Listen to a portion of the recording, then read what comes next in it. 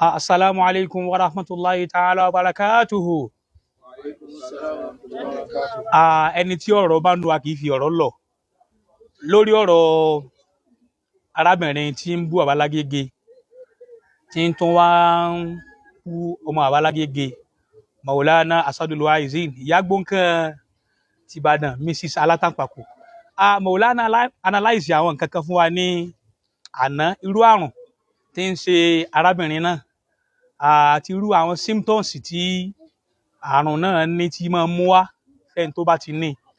Àmọ́ nínú kádàrá àti àánú àtàṣẹ Ọlọ́run lónìí arábìnrin náà ó display pé òun lárùn yẹn lóòótọ́. Nínú àwọn symptoms tí Maulana sì kálẹ̀ fún wa a rí ní ara arábìnrin náà.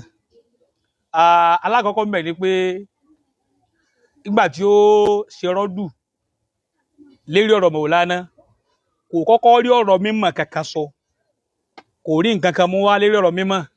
Àkọ́kọ́ nìyẹn. Ẹlẹ́ẹ̀kejì ń bẹ̀ ni pé gbogbo táwọn àlùfáà wa sọ lánàá tí wọ́n ṣàlàyé fún wa kò rí nǹkan kan dá padà lórí ẹ̀. Ìkejì nìyẹn. Ìkẹta nígbà tí ó wà pákú ó wá lè mú buhtanun azim tó tóbi púpọ̀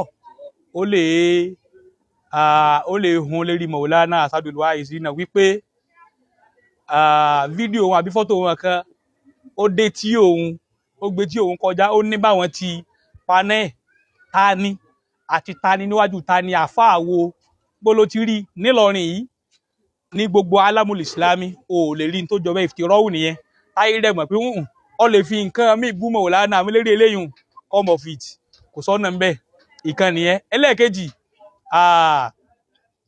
ó ní Maulana Asadul Wa'izin ó ní wọn wà traceable, wọn ò sí trace. Let me tell you, nílọrin náà ti bí Maulana, bàbá wọn Ìlọrin, ìyá wọn Ìlọrin, bàbá wọn Ìlọrin, ìyá tó bí ìyá wọn Ìlọrin. Nọ́mbà 60 ilé àdíà àdáńgbá ojú ẹkún lókè mọ̀lẹ́.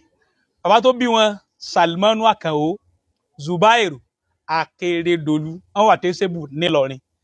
Méjèèjì tí mo ní láti ṣàlàyé nìyẹn. Nígbà tí ó wá display wípé àrùn tí wọ́n ní ń ṣe yìí ń ṣe lóòótọ́, ó wá mú àwọn ọmọ nígbà tí wọ́n record ó ní sún sẹ́yìn díẹ̀. Nígbà tí ọmọ náà sún sẹ́yìn ní bá lọ má bọ̀ ó máa ń record ilé àti mọ́tò. Inú ilé mi mo wà yìí ntọ́lọ́run ṣe fún mi rèé o, mọ́tò yìí èmi lọ́lọ́run ṣe fún. O ò rí mímọ̀ fi proud mọ́. Mọ́tò lọ́wọ́ fi ń sakọ sáwọn tani sáwọn àlùmọ́ngìrì ẹgbẹ́ ara yín. Bọ̀ èmi ó béèrè ìbéèrè méjì torí ìbéèrè méjì yìí ayé náà dẹ̀ gbọ́dọ̀ bá wa bí Mrs. Alátàǹpàkò wípé bó ló ti jẹ́ báwo ló ti rí ó produce fún wa. Níbi ọdún mélòó kan sẹ́yìn ó announce pé òun bímọ.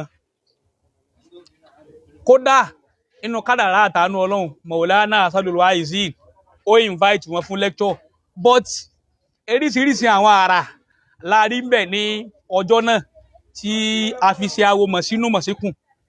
Alákọ̀ọ́kọ́ ń bẹ̀ ni pé a lọ bí ìkómọ tá a fi kú òun bí ìkómọ yẹn a rí ọmọ tá a wá kó. Ọmọ tá a wá kó gan a rí. Alákọ̀ọ́kọ́ nu where is the child? Ọmọ yẹn dà, ọmọ tá a wá kó dà.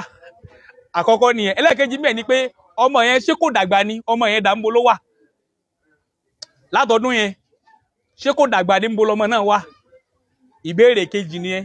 Nígbà tá a wà ń bẹ̀ a wá wọlé inú Ramadana ni inú compound ẹ̀ inú ilé ẹ̀ láti ṣínú. Nígbà tá a wá ṣínú ó kàn wá àrùn kan lọ́rọ̀ já rí pé òun fẹ́ lọ fún ọmọ lọ́yàn. Ọmọ tá a rí ṣé wín ni ṣé kò ṣeé gbé bóde ni? Àárọ̀ ọmọ ó wọlé dé ó lè sinra ó bá tún bóde ó lè fún ọmọ lọ́yàn bọ́lọ̀ ń fẹ́ àárí ọmọ.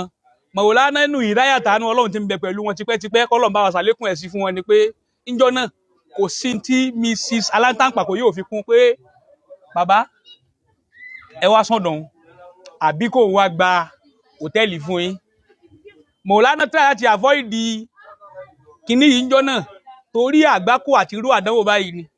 Ká máa wà lótẹ́ẹ̀lì àbí ká máa wà nínú ilé yóò sì fi àwọn àfáà síbi kan tó yẹ pé àwọn nìkan wọ́n wà ń bẹ̀ táwọn ọmọ kí wọ́n wà yàrá kan kó máa lè ragabu àwọn Maulana pẹ̀lú ògo Ọlọ́run àsun Ìbàdàn jọ̀hún àpò mẹ́.